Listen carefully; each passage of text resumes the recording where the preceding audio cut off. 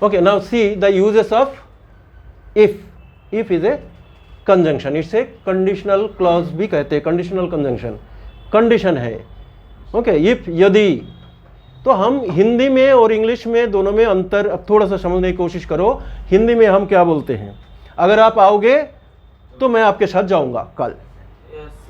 अगर आप आओगे तो दोनों जगह में गे लग गया. अगर आप आओगे तो मैं जाऊंगा, तो पहला सेंटेंस में भी आओगे. इंग्लिश में ऐसे नहीं होता है. इंग्लिश में एक ही पार्ट में आपको शैल विल मोडाल्स लगता है, दूसरे पार्ट में टेंस लगता है. ओके इसमें ये थोड़ा समझना पड़ेगा. तो आई विल हेल्प यू, मैं आपको मदद करूंगा. इफ यू वांट, ये सिंपल प्रेजेंट टेंस है. इफ यू विल वांट नहीं है. आई will help you if you want, अगर आप चाहते हो तो मैं आपको मदद करूंगा. ओके तो अगर कंडीशनल है, इस पार्ट को पहले लाओ. If you want I will help you. If you want I will help you. अगर इफ यू वांटेड लगा दिया, मान लो यहां पे इफ आई वांटेड, तो अगला पार्ट क्या होगा, आई will help you. If you wanted क्या होगा, आई will help you. If you wanted तो पिछले पास्ट टेंस में चला गया कि नहीं ये. If you wanted I would help you, otherwise I could help you. यहाँ पे वुड नहीं तो कुड का इस्तेमाल करना पड़ेगा क्योंकि पास्ट मॉडल है ये. If you wanted, if you told me yesterday I could help you, अगर तुम मुझे कल बताते. If you told me, if is a conjunction, okay conditional है. अगर कल मुझे बताते, if you told me yesterday I could help you. Now you are telling I don't have money. Okay I could help you, नहीं तो I would help you, मैं आपको मदद क्या कर सकता था, क्या होता. If you told me yesterday, remember. So how it is, ये कंडीशन देखो. तो हमें ये क्या होता है, इफ के साथ क्या करना होता है, टेंस लगाना होता है, मॉडल नहीं होगा. कई सारे लोग ऐसे करते हैं, if you will come I will help you, if you will tell then I will go. नहीं, okay if you tell, if you will बिल्कुल नहीं लगाना है, क्योंकि इफ के साथ कोई भी ये कंडीशनल क्लॉज में क्या करते हैं हम, कोई भी मॉडल नहीं लगता है. शैल will should would can could may might must कुछ भी नहीं लगेगा इफ के साथ, सिर्फ टेंस लगेगा. रियलिटी है. If you told, if you asked me, okay if you came I could teach U a new lesson. If you came, अगर आप आते. If you attended the class yesterday I could teach U a new lesson. Okay तो ये देखो ध्यान से, इसको ऊपर भी वर्क करो. करना तो हर किसी के ऊपर वर्क जरूरी है. ठीक है. So many conjunctions are there, and हर एक कंजंक्शन को अगर देखा जाए, एक कंजंक्शन को एक्सप्लेन करने के लिए कम से कम आधा घंटा का एक वीडियो बनता है. ठीक से पॉसिबल नहीं है, तो इसलिए खुद को भी कोशिश करो कि कैसे हम इसको ज़्यादा से ज़्यादा इसको समझे, नहीं तो गलत इंग्लिश यूज़ करोगे आप. Understood. You need to know the, first of all इसके हिंदी मीनिंग क्या है देखो. जैसे इफ मतलब यदि, दैट मतलब कि जैसे डायरेक्ट इनडायरेक्ट स्पीच होता है. Okay my father said to me I am going to office now, तो my father said to me, तो यहाँ पे ये डायरेक्ट स्पीच है. इसको अगर इनडायरेक्ट में बदलना है तो यहाँ पे कंजंक्शन दैट आ जाएगा. My father told me that he was going to office the day before. Yesterday, now then में बदल जाएगा. I am going to office now, he was going to office then. वो डायरेक्ट इनडायरेक्ट स्पीच का rules है, उस पर जाना होगा. तो that is a also a conjunction. Indirect speech में दैट को लगाया जाता है. ही टोल्ड मी दैट, तो ये जो टोल्ड मी दैट एक कंजंक्शन, जैसे मैंने कहा कि इनडायरेक्ट स्पीच में इसको यूज किया जाता है. बिफोर आफ्टर कैसे यूज करोगे. Before after the patient had died before the doctor came. The patient had died before the doctor केम. अब ये दोनों काम में कौन सा काम पहले हुआ था, पेशेंट का death. The patient had died before the doctor came. The doctor came after the patient had died.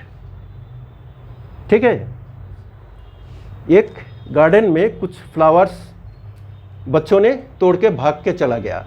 Gardener बाद में एंट्री किया. So tell me the situation.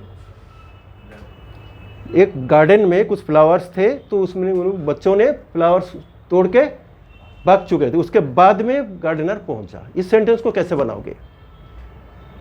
The children the children had plucked the flowers before the gardener came. ठीक है, तो कौन सा काम पहले हो चुका था?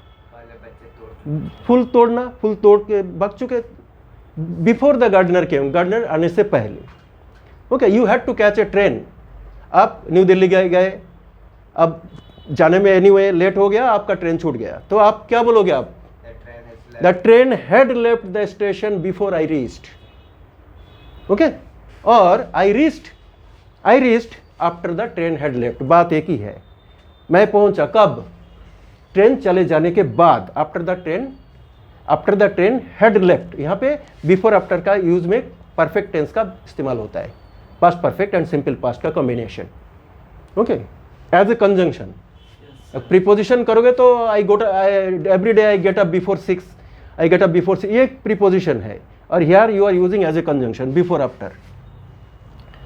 Okay, so many other prepositions are also there. So just wait a minute. So these prepositions, as I told you, till, until, unless. You know the uses of till, until and unless. Till means tak, jab tak na, until. So how to use them means unless. You will not be successful unless you work hard. We can use until also along with unless. You will not be successful unless you work hard. Until you work hard नहीं, unless you work hard. Okay, don't go anywhere till I come back. Time से relate कर रहा है ये. Unless work से relate कर रहा है, एक्शन से रिलेट कर रहा है. ओके, जब तक कड़ी मेहनत नहीं करोगे आप सक्सेसफुल नहीं होगा. Means if you work hard you will be successful. Okay, unless you work hard, you will not be successful. Okay. Commonly क्या करते हैं हम? Till and until में ज़्यादा अंतर कुछ नहीं है. Till इनफॉर्मल होते हैं एंड until फॉर्मल होते हैं, ऑफिशियल होते हैं. तो हम कैसे यूज़ करेंगे? देखो, wait here, यहीं पे रुको, until I come back. Wait here, till I come back भी बोल देते हैं, लेकिन यहाँ पे until अप्रोप्रिएट होता है. Wait here, यहीं पे रुको, until I come back. Don't go anywhere till I come back. But till को मोस्टली आप जैसे मैंने कहा फॉर्मल इनफॉर्मल का फैक्टर है यहाँ पे. ओके, अनटिल का ही इस्तेमाल होता है एंड ये टाइम से रिलेट करता है. सेकंड, अनलेस कंडीशन से रिलेट करता है, यानी एक्शन से रिलेट करता है, इसलिए अनलेस का यूज होता है. So unless until we use in this way. Next comes now see though. How do we use दो? दो, ऑल्दो, इवन दो. कहाँ पे यूज करते हैं, कैसे यूज करते हैं? दो का हिंदी मीनिंग क्या है? यद्यपि, होते हुए भी, यद्यपि, क्या कहते हैं? So though he worked hard he was not successful. Though he worked hard he was not successful. तो you can use although also. Although he work too hard. तो यहाँ पे positive degree, comparative degree, superlative degree के type का sense आता है यहाँ पे. Although he work too hard he was not successful. बहुत कड़ी मेहनत किया लेकिन सक्सेस नहीं हो पाया. ओके, हम क्या सोचते हैं कि इवन दो कैसे होता है? इवन दो देखो, even though he is the richest person, he is the richest person in the country, he is the richest person, he is not happy. कोई भी हो, rich, richer, richest, the superlative degree होता है सबसे. even though he is the richest person, he is not happy. तो हम commonly क्या उम्मीद करते हैं कि कोई जो रिच होता है, जो अमीर होता है, वो खुश मतलब वो हैप्पी होते हैं, है ना? लेकिन ऐसा नहीं है, क्योंकि इवन दो में जो हम उम्मीद करते हैं, जैसे मैंने कहा कि positive degree, comparative degree and superlative degree को अगर आप ठीक से समझोगे तो दो, ऑल दो, इवन दो को भी आप समझ जाओगे.